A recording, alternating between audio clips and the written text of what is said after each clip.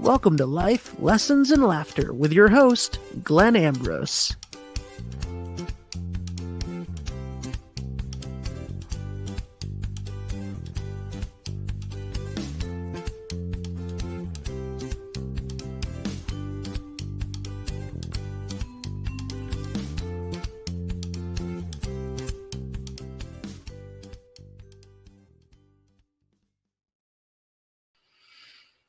Hello. Welcome to the show. It's 444.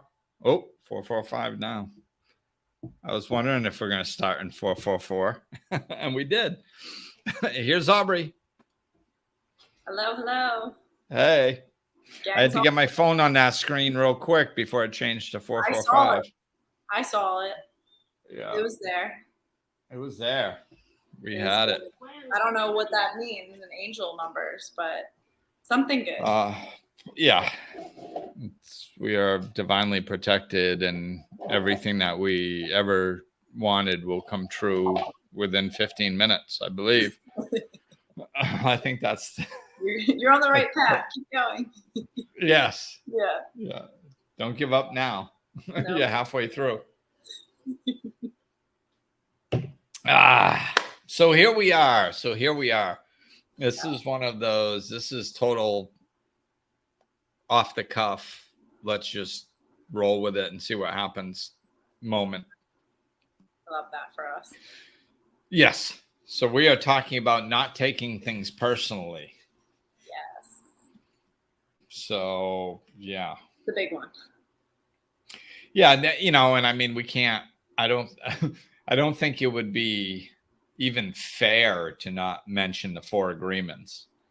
I mean, it's, this is where, don't take things personally. I mean, anybody that talks about it in the entire globe, that got it from Don Miguel Ruiz's book, The 4 Agreements, so that's really the Bible of this, as well as the other 3 agreements. But, we'll put our own spin on it. Yeah. Of course. Absolutely Glenn spin. Of course. Right. Yeah. We got to, we're going to go into the G spot with it.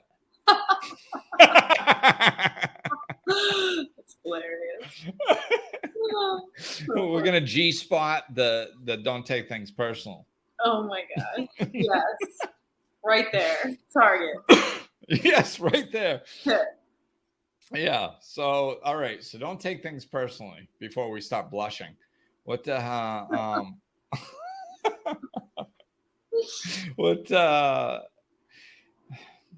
why shouldn't we take things personally? I mean, It's all about me, Right. It's all about me. So why shouldn't I take things personally?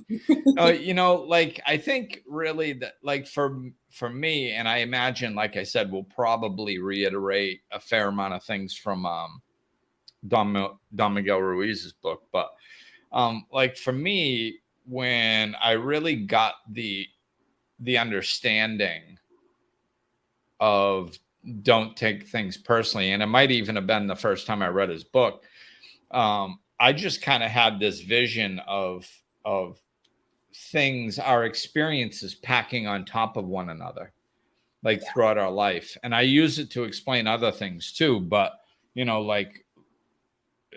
we don't.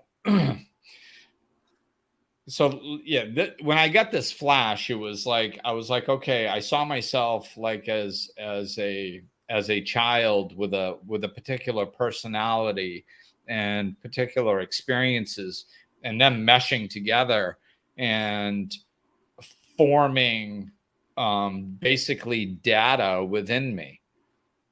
So if I got into an argument with a kid at school and it affected me in a way that it might not affect somebody else, then the data that I stored is different than somebody else. So, and that's basically our database inside of us. Just our entire lives is our experiences meshed with our personalities creates data about our past experiences. And it goes into our data bank. And a lot of times, especially when we're living unconsciously, we're functioning from that. We're just like a computer. When you press F on the computer and an F pops up. It's like, so with us, it's like if a certain stimuli comes in, then our data computer spits out a reaction. And when we're unconscious, we're constantly living our lives like that. So, we live a fair amount of our lives like that. And then, then the other aspect is becoming conscious. Okay, well, you become conscious and then you choose your choices. Yeah, you have more choice, but do you think your past experiences don't affect that at all? Like, of course they do. So when I was getting all this flash of like, oh my God, like we're such individuals and stuff, then I started understanding, like, really, we don't know why we do most of what we do. Right. I mean, how could we possibly know that the reason that you got angry at the cashier at the grocery store was partially based on, somebody at the 6th grade school store that overpriced your pencil? Like, I mean, how could you possibly remember that? And that's only one piece of data. It's meshed with, 2,000 others. Yeah. So then I was like, okay, so I kind of understand that we don't really know why we react to a lot of things the way we react to them. It's all on an unconscious level based on data that we're unaware of. So once I understood that about myself, I just flashed out to everybody else and went, oh my God, how could I judge them? They don't even know why they're doing what they're doing. I sure as hell don't know. I don't know why I'm doing what I'm doing. Yeah. Let alone know why they're doing what they're doing. And if I don't know why they're doing it, then I don't have the information to judge. Right. And then, like, what our brain does when we're taking things personally, it makes it about us. So it's like, if you look at the reasoning, a lot of times it doesn't make sense, because a lot of times it has to do with internal things that only you know. Yeah. So then all of a sudden it's like, well, they said this because, they knew it would hurt me. Like, how? How could they do that? How could they possibly know what your triggers are? You've never even met them before. Like, but they're like, would they see your picture and like, be like, okay, just like came up with a plan to, interviewed like all these, all family members and past friends and school teachers, and created a profile, calculated what your triggers may or may not be. And then even then it'd be a guess. Like, even if they did all that, like, I mean, it's still a crapshoot. Right. So, I mean, so it's like, once I understood, like, I don't know why I react in the ways that I react. So how could somebody else? So how can I judge them for it? And it just kind of shattered a lot of different things that I was taking personally, and it, again, a lot of times it doesn't make sense. We just rationalize stuff so we can stay in the victim mentality. Yeah. Because then it's not our fault. And that feels nice. Don't have to assume any responsibility. Right. Yeah. I want all the credit. Right. None of the blame. Yeah. And it's so easy to do when we rationalize stuff, when we just push pieces of information aside. No. Yes. No. It's like we have to act. I think it helps to look for responsibility, to try to take on responsibility. Right. I think that's a key because we think we don't want it. And unconsciously, we really think we don't want it. But really, if we got what we wanted, then that would mean that we are literally victims of everything and everyone. Right. And which is very disempowering, the disempowering spot to be in. Right. So it's, it's this. So here's another way to come at it. Like Brene Brown, we're going to use all my favorite teachers.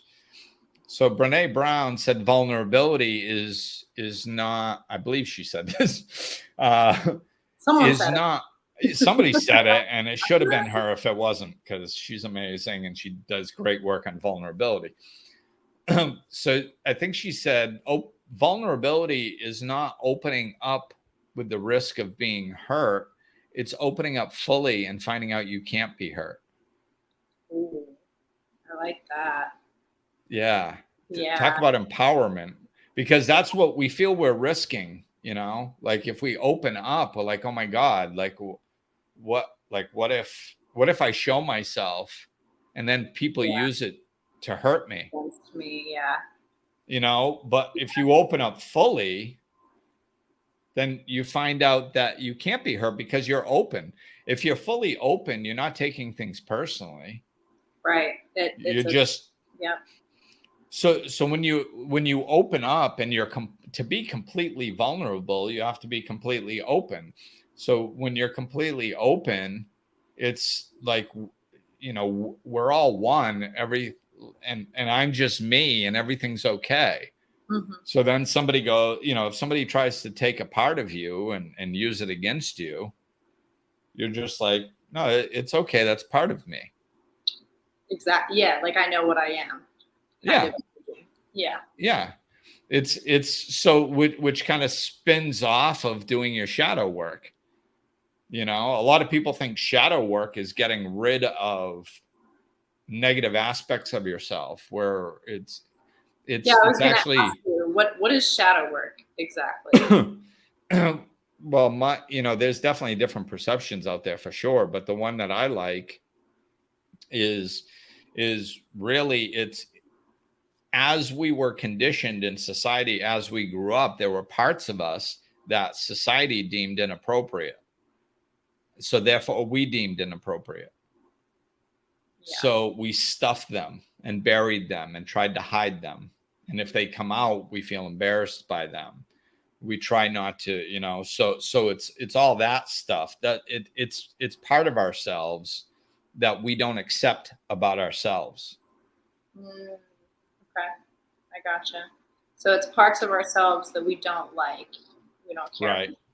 So therefore we don't accept that they're even part of us. We just kind of keep them in the shadows, and we're just like, does spiritual Glenn still have a temper? No. No. Spiritual Glenn never gets upset. I like to specify spiritual Glenn. Yes. Yeah. Spiritual. That's who I'm supposed to be now. Yeah. Supposed to be. Yeah. Right. I'm supposed to be spiritual Glenn. So I'm not supposed to have a temper. Right. Like if I lose my temper over something, then how could I be spiritual Glenn? Not living up to the title. Right. Right. Yeah. So it's like, so when you take that and you go, no, I still have a temper. Like sometimes I lose it. Yeah.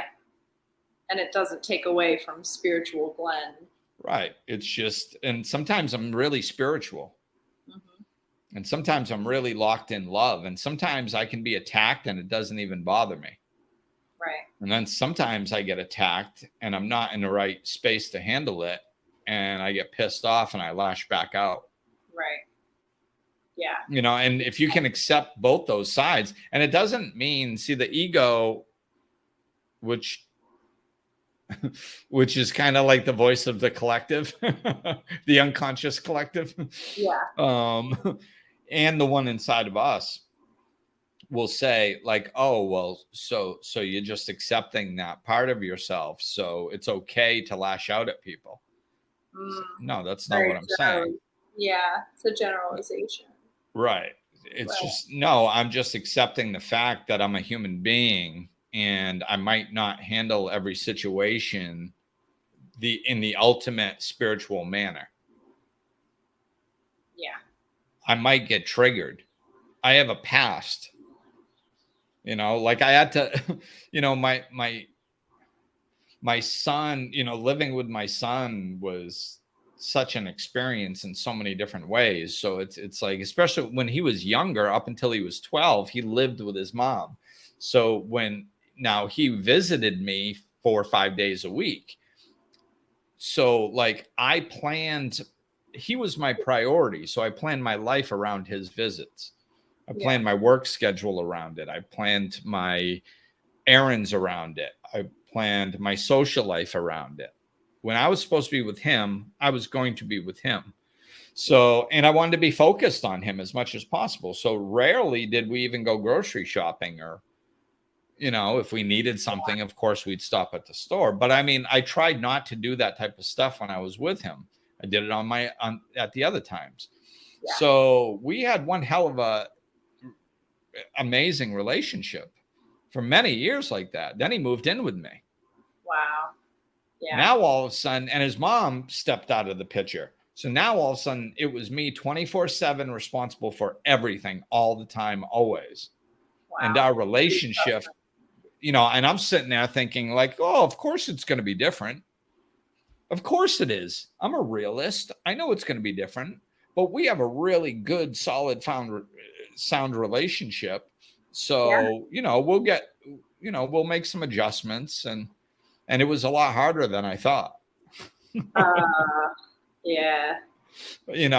Because now all of a sudden he's around me all the time. Now all of a sudden he sees me in tense situations. Now, my focus isn't 100% on him and having fun during our visits. Now all of a sudden it's life, and he sees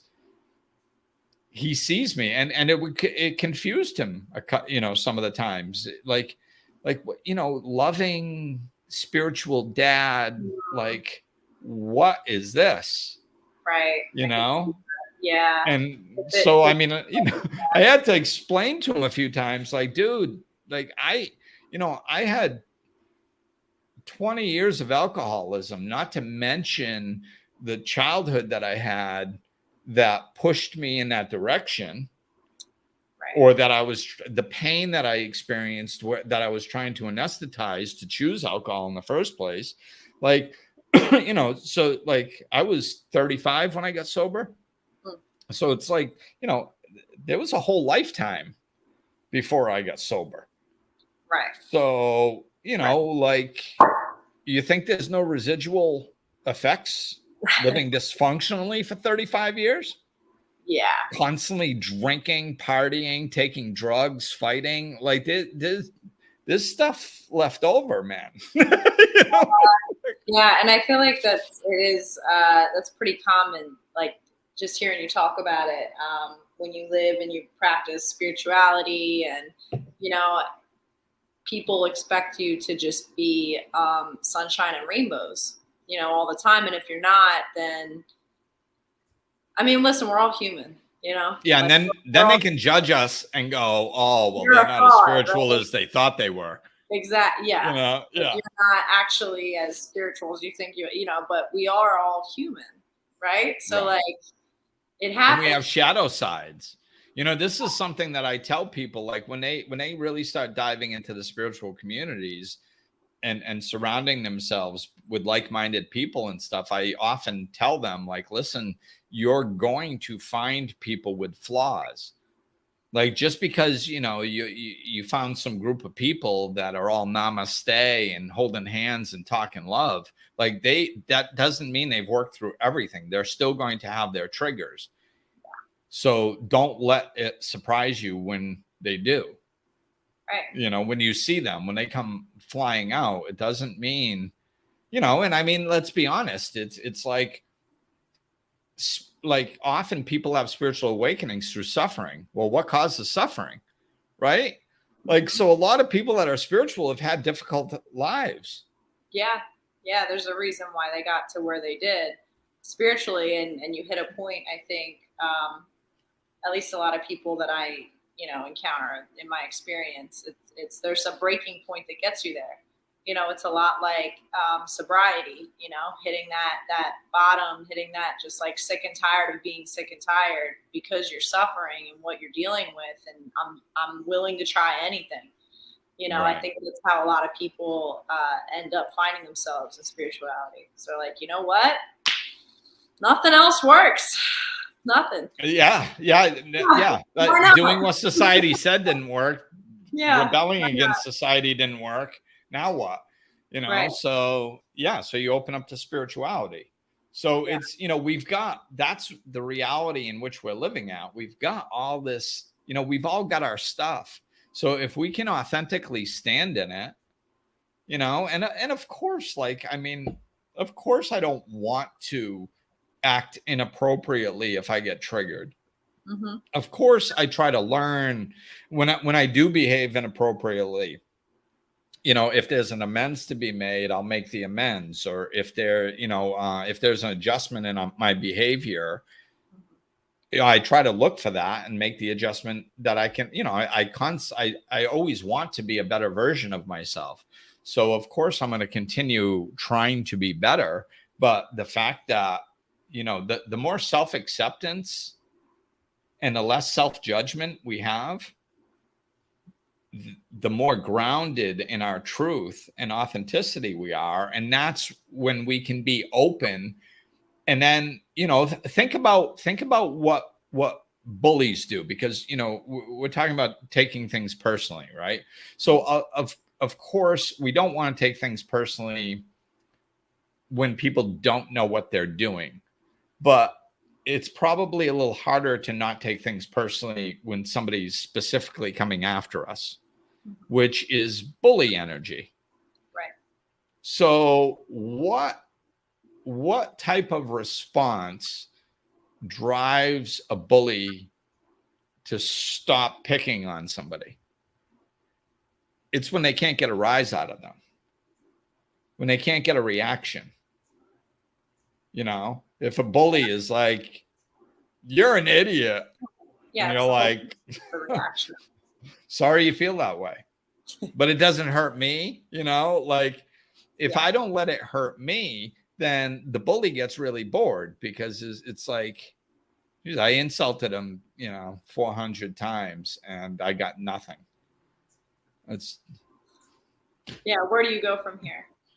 It's just boring. I mean, it's boring to pick on somebody and not get a response. Like, that's the whole point. Only the whole point of picking on somebody is to get a response. If you don't get a response, it's a waste of time. I mean, now granted, it's a little bit tougher when you're younger, because sometimes they'll just go to physical violence then, so to get any reaction. But as a general rule, we're talking with dynamics. And even then, like, one of the ways, I'm not a big guy. I got in a lot of fights, but I wasn't a good fighter.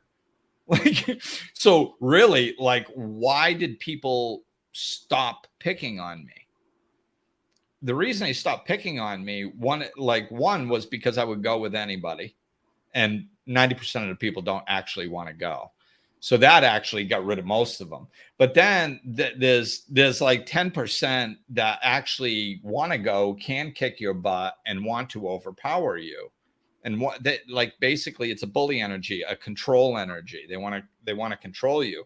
So what the thing with me that people found out after a while was that they could never control me. Huh. And I heard people saying it, because I'd be ready to throw with somebody twice my size, and somebody would be like, "Hey, you're going to fight Glenn? Don't bother." And I'd be like, "Why?" And they're like, "Well, because even if you kick his ass, nothing's going to happen. Like he's never going to kiss your ass. He's never going to do, you can't win with him. Like, you'll have to literally go beat his ass every day for the next 6 weeks, and he still isn't going to bow down to you. Like, it's just not going to happen. It's just a waste of your time." And I literally heard people say this to other people, and had that person walk away. They'd be like, "Oh, really? He's one of those? Oh, never mind." And they just walk off. Like, this is no fun. I'm going to have to put in all this work for the reaction I want, and I may not even get it. Right. So why am I doing this? Yeah. I mean, I was probably laying down bleeding a few times, going, "Yeah, who's the badass now?" And I'd be like, "Me." You didn't win nothing. This is I very, was very just, Fight Club-esque, but yes. I was just, Very yeah, much it's just so. this.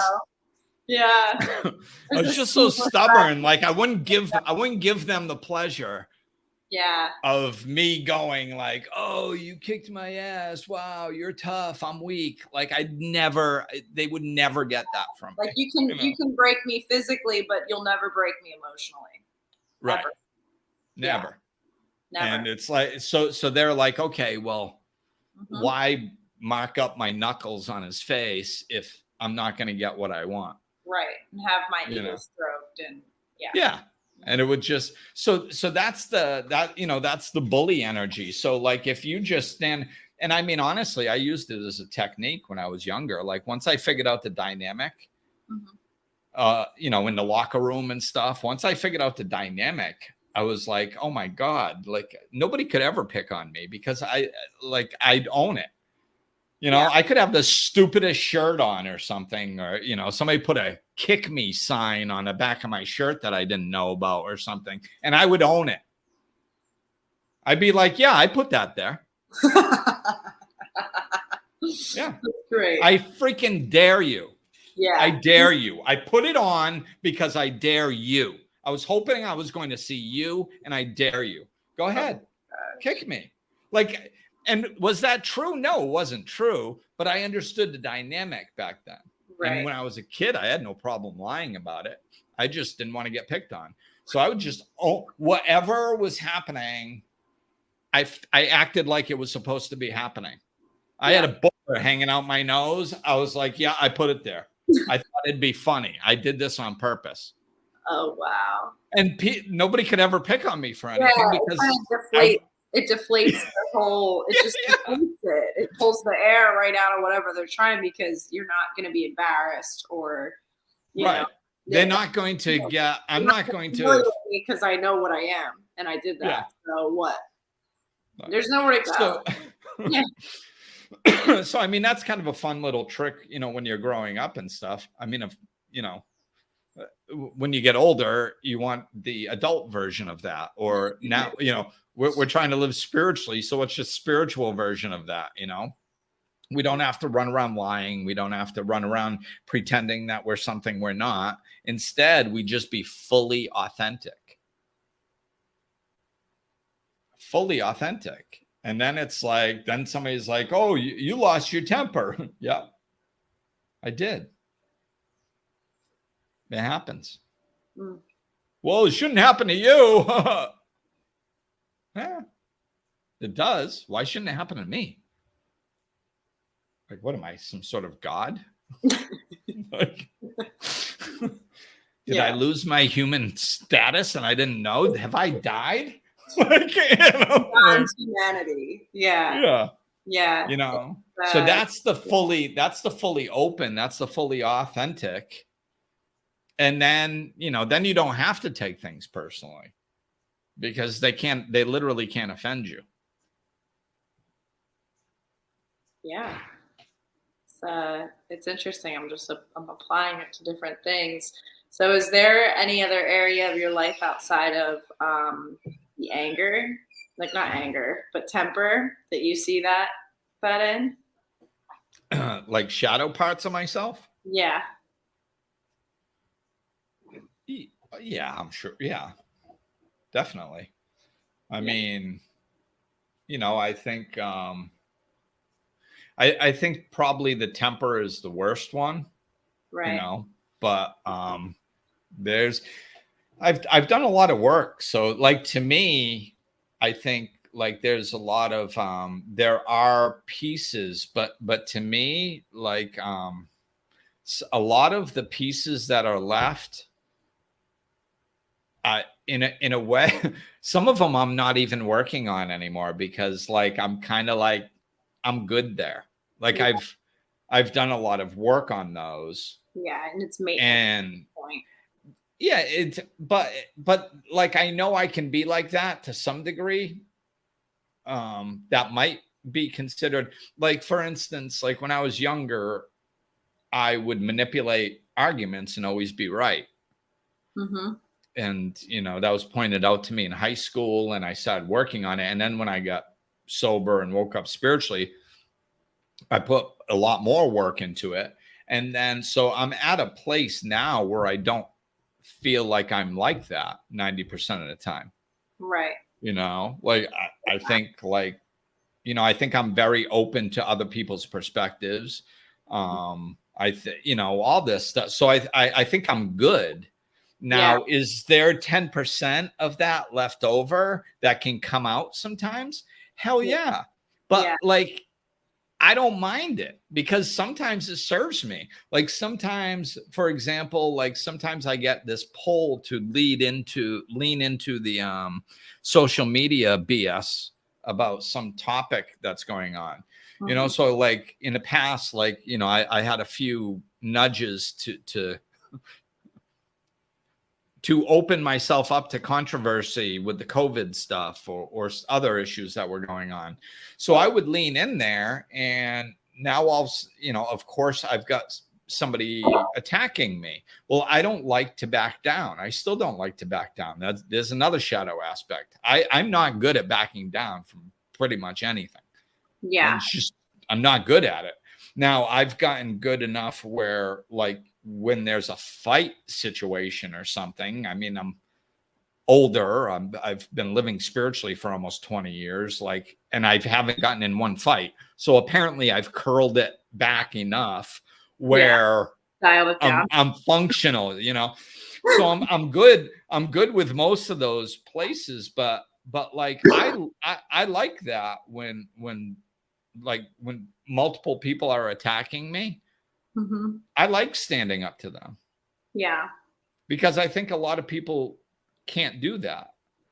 So sometimes I like being a voice. It just happened to me a little while ago. So it was just, I'm not even going to get into it. It was foolish, but, but I just said something innocently, and I had all these people, not in the spiritual community, people that didn't know me, attacking me like ridiculously, like calling me a baby for whining and stuff like this, when I was not what I was doing in any way, shape, or form. Yeah. And I was getting attacked all over the place from all different angles, and I stood up to every one of them. And I was just, but I like that about myself. I like that I'm capable of it. Yeah. So some people would, some people would be like, oh, that's a shadow part. Like you can't back down. Like sometimes I don't want to back down.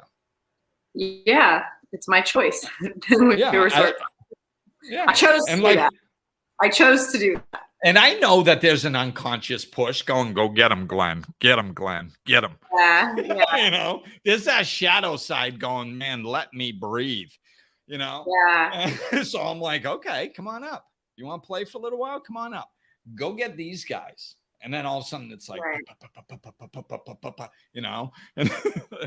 yeah. So it's like, so I think that I think we have to be in control of our actions, so I think the shadow parts of myself, I think I've gotten better at, one, accepting that I'm not perfect and that sometimes they're going to come out sideways.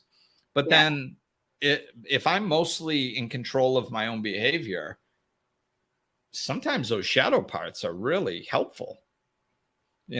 Sometimes it's good to, if you're in a particular situation, to be able to bring up a certain aspect of your personality to get yourself through something or to make sure you stay safe.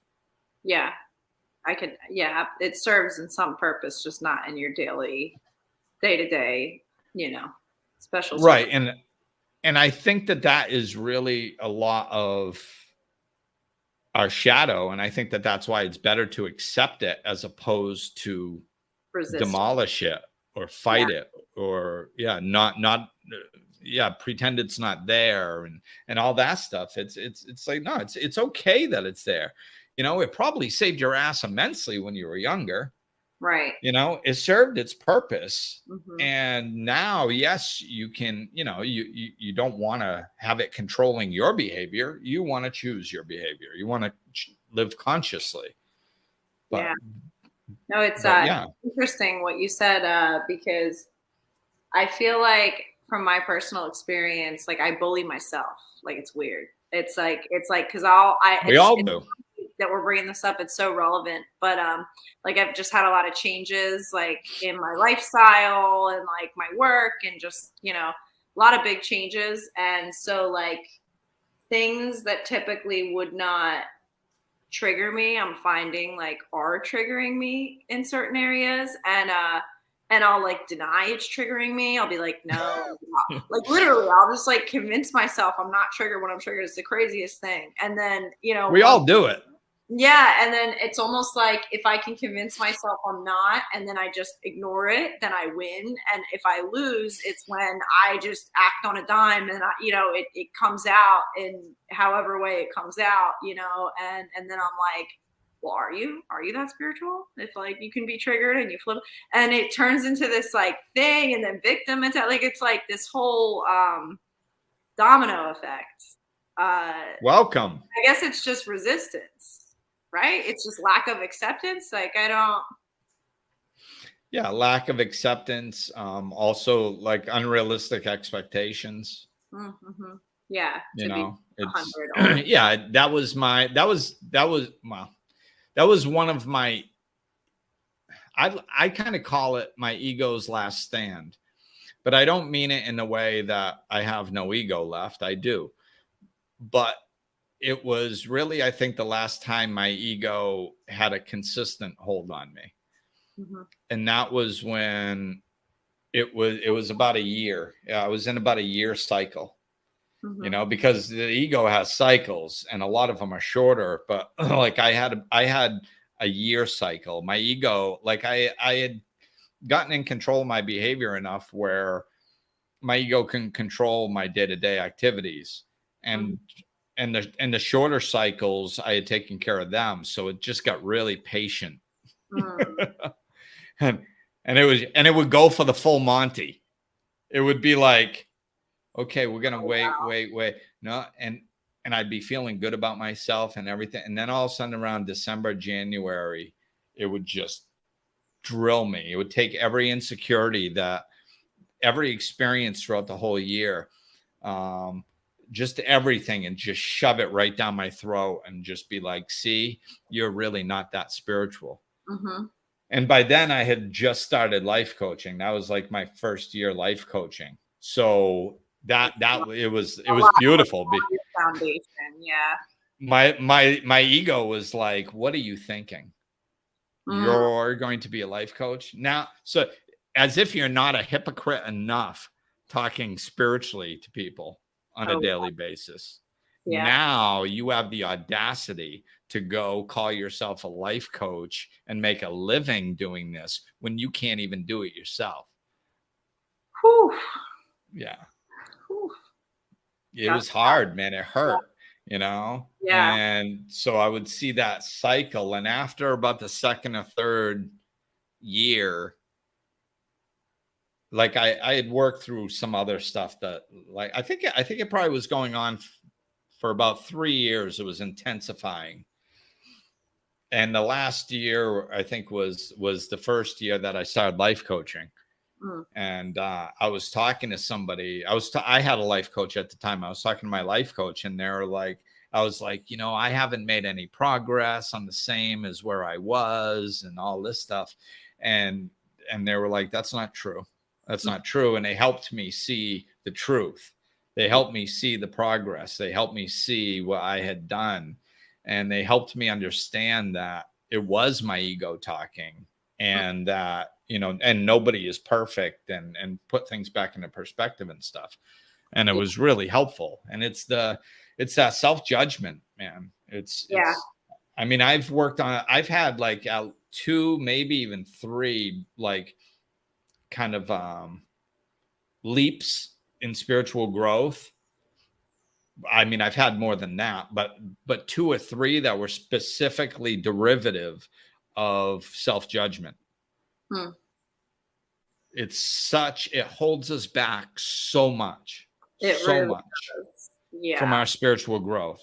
And it's like, I just kind of puddle jumped a little bit more, just like I don't know, a year ago, maybe within the last year.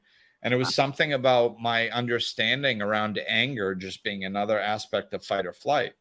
Because even Right. though I'd done some shadow work on that, like once I got the clarity on like, okay, it's just fight, flight, or freeze. And I tried flee or freeze and they didn't work. So I went to fight, even though I didn't want to. And it served me for a long time.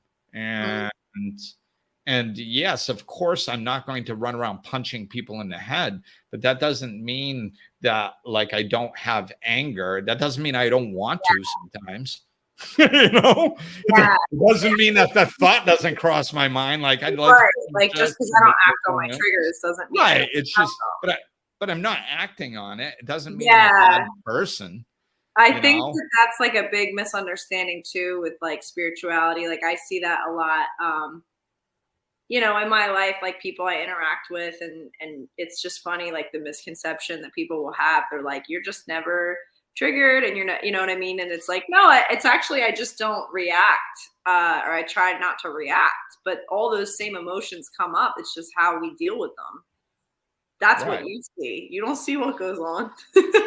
Right. And that's, you know, and I mean, and there's certain aspects of it, like the more we grow, like you can't not get triggered. That's like, don't think of the color red. So you can't be like, I'm never going to get triggered. I'm not going to get like, you can't, that's not even a line of work that you can do. Like you know, so, but what you can do is you can work on opening and accepting yourself for as you are. And you can see, you know, when a trigger does come up, you can see if there's some work that you can do to release that trigger so you don't get triggered again in that situation. But those are like specific triggers. There are also aspects of our personality that, you know, after living a life filled with rage for almost 35 years. Yeah, there's some rage in me. Like, you know, so if I lose my temper and like, I'm not going to go like physically do anything, but like if I lost my temper and yelled before at somebody. Yeah. Like that's, and for me, that's hard because it's like, what, you know, because of the perception of me that I have and what I'm supposed to be. So when it's like, okay, like, yeah, of course, Glenn, try not to let that happen. But I mean, it should, you know, you never lashing out verbally is like somebody never freezing or walking out of a room when it's uncomfortable. Yeah. Ever. Not even once. Yeah. Unrealistic. So, right. So it's like, okay, so probably for the rest of my life, there's a good chance that there's going to be moments for the rest of my life that something happens and I may react what other people would label as inappropriately. Yeah. Right. Okay. I'm good. I'm good with that. Yeah. Yeah. Yeah. So it's the, you know, the self-assuredness and the self-acceptance and the non-judgment, that's all internal work that we can do for ourselves. Mm-hmm. And as we do that, by proxy, we just automatically don't take things personally. Right. If we've already accepted those things about ourselves, then they're not a weapon people can use against us. Yeah. It's like, yeah, I know what I am. So what? Yeah. What now? Oh, well, you lashed out. Yeah. Yeah. Still human.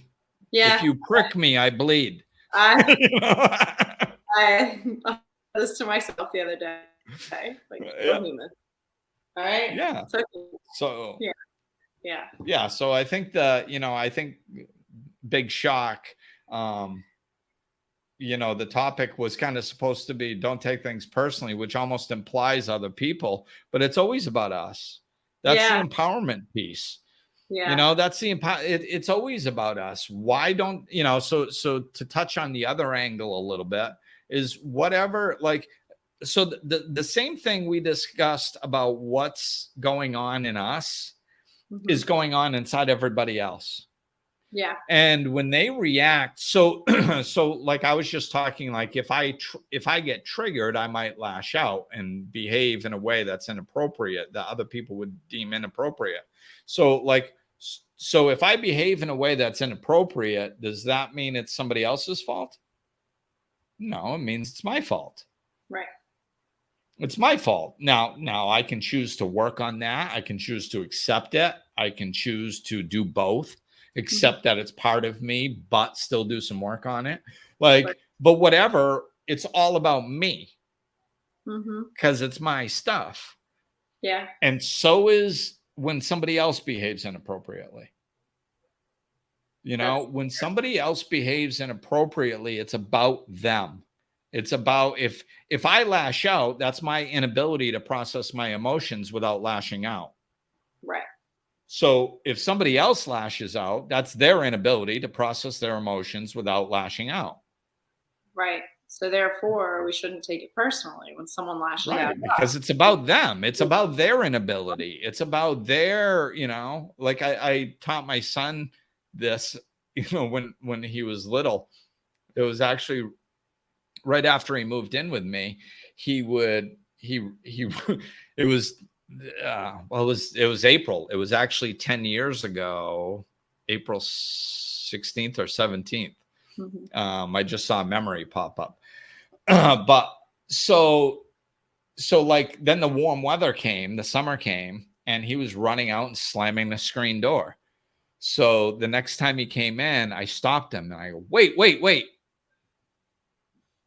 Listen, when you're leaving, just take a minute. The cat is trying to get out and the door is going to slam right on it. You're going to hurt the cat or you're going to bust the door.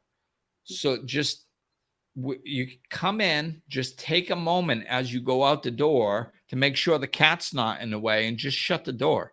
Mm-hmm. Then you can run like a maniac. Right. And he's like, and I just stopped him and got his attention first, explained it to him. And then he was like, oh, okay. All right. And then, can I go? Yeah. Boom, gone. So I was thinking about that. And I remembered he had gotten yelled at somewhere else for the same thing. Mm-hmm. And I was like, oh, look at that. I happen to be in control of my emotions that day. Right. So I used it as a learning example. So I said, hey, listen, I said, you remember when your mom yelled at you for slamming the screen door? You were telling me about that? Mm-hmm. He's like, yeah. I go, did you see how you were doing the exact same thing at my house, but you got a different reaction? Mm-hmm. He's like, yeah. I go, okay, this is what I want you to learn. When people yell at you, it's not about you because the stimuli was the same. There was you and slamming a screen door, which was your action. You did that in two different places, but it was still you and it was still the exact same action. But yet you got two different reactions out of it. So therefore, it can't be you. Right. Because the stimuli was the same, but you got two different responses. So therefore, it's impossible to be you. It can't be your fault. Yeah. Because you did the same thing in both situations. Yeah, so you were the common denominator. This is all right. that, and whatever he's receptive to. Obviously, when we get yelled at, it's that defensiveness, and it's like you don't learn much when you're defensive. So, right, and you feel bad about yourself. Yeah, like you did something wrong. Yeah. So, right. Or you were stupid. You should have known not to do that or whatever, So right. Like that internal dialogue was what I was trying to stop. Like, It's not about you. It's about the other person. You're not bad just because somebody looks at you and says you're bad. That doesn't mean you're bad. That means that they don't have any other words to handle the situation. Mm-hmm. Yeah. That's what it means, And then, like, I tried not to demonize his mother, but in that case, it was just such a good learning opportunity, right? Yeah. So, but I don't think that he would learn his lessons. It wasn't just about not demonizing his mother. It was about him learning the lesson, and I wanted him to learn the lesson fully. So I felt that me falling short was a good opportunity to teach him. Yeah. So it's like, so your mother was incapable of handling that situation in that particular instance. I said, now, do you remember me a couple weeks ago when I was yelling at you for whatever? And he said, yeah. I said, okay, that was me. That was my fault. Yeah.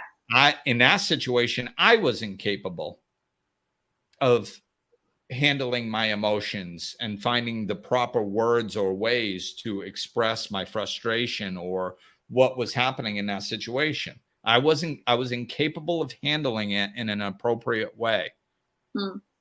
It happens to all of us, but it's not your fault. Right. Now, it doesn't mean that you're, like, see, the confusing part is like, well, it's me and I slammed the door. It's like, yes, you slam the door. You shouldn't slam a door, but it doesn't mean you're bad. Right. See, bad creates shame that we stuff and becomes our self-esteem that's lacking and lack of self-love and all that stuff. So it's like, no, you can still learn to not slam the door without thinking that you're bad for slamming the door. Those are two different things, Yeah. So when we're not taking things personally, it's like, it doesn't mean that there isn't something for you to learn in that. If somebody comes at you and says, you shouldn't be doing this, maybe you shouldn't be doing that. Right. But it doesn't mean you overall are bad and should feel shame for it. Right. It doesn't mean you're stupid. It doesn't mean you're bad. It doesn't mean you're shameful. It doesn't mean any of that stuff. Yeah.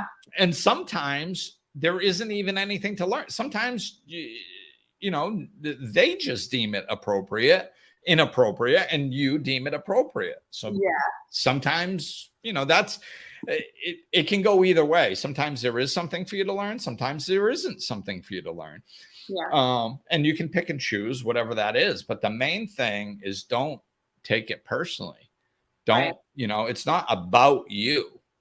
It's about them being incapable of handling the situation appropriately. That's all. It just all wound up. And I mean, look at people, when they're lashing out at other people. Do they look like they're in control of themselves? No.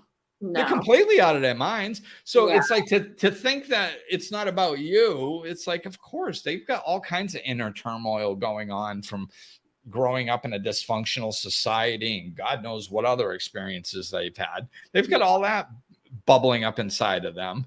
And, and then all of a sudden you happen to open the little gateway of all the crap that they stuffed. Yeah. And all of that, this is how it's like when couples are fighting. It's like, I try to explain to them, like, you guys will listen to me if I'm doing couples counseling. Like, you guys will listen to me more than you listen to your spouse, because it's like anything they do is going to trigger you and go, wow, because you got all this pent up stuff. Right. Whereas I can say stuff and it doesn't trigger that. Right. It's all about how personally you're taking it, and they're taking it a lot more personal from a spouse or someone that's close to them versus, a life coach that you're here to learn from. So like your defenses are kind of down, you'd hope. Right. They're expecting to get advice from me. Right. But when the last thing they want is advice from somebody they're irritated with. Very true. Yeah. Very true. Yeah. Like, I'm pissed off. The last thing I want is your input. We're like, what? What? Yeah. Yeah.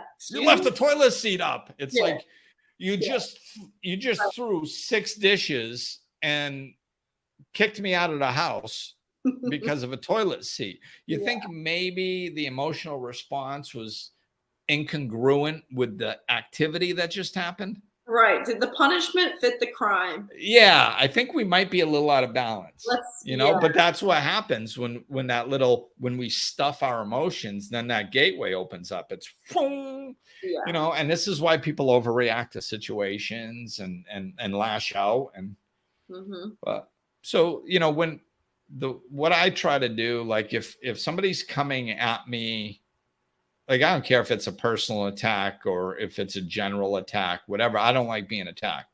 So like I'm just I make it about me. It's just like, nah, I don't work well with this. Like, we're going to have to find another way to communicate, or let's talk again later when we calm down. It's cool off. Yeah. Yeah. Because it's just the whole yelling thing. if you keep yelling, I'm going to start yelling back. Mhm. And you think it's ugly now, it's going to get way worse really fast. So why don't we just stop it now? Yeah, revisit this at a Yeah. less triggered time. Yeah, just disconnect from the situation. And I think so. Yeah, we got to wrap it up. But we do not. Not taking things personally does not mean we have to put up with poor behavior. We can still set boundaries. Yeah. Boundaries are there to make sure other people treat us the way that we want to be treated. Mm-hmm. So it's not just because we're not taking things personally. That's what like martyrs will do. They'll come in and be like, "Oh, my boss like called me a jackass 14 times yesterday." You're like, you let him talk to you like that? Oh, I don't take it personally. It's like, yeah, that's inappropriate though. You should be setting a boundary. Yeah. It's cool that you're not taking it, which they probably are. I mean, come on. I was about to say the fact that we're even discussing it, I guess, means that you're something there. Something. There's something wrong. Low self-esteem, whatever is allowing that treatment must be stopped. You're thinking about it. If you're thinking about it, you're not unbothered. It's not a non-issue. Right. So boundaries are still, it's two different things. Like you don't have don't take things personally means don't take it on yourself. Don't let your feelings get hurt. Understand it's about them. It's not about you and all that stuff. That's one aspect of it. Then that next aspect is if somebody's treating you inappropriately, then you need to set boundaries to stop them from treating you inappropriately.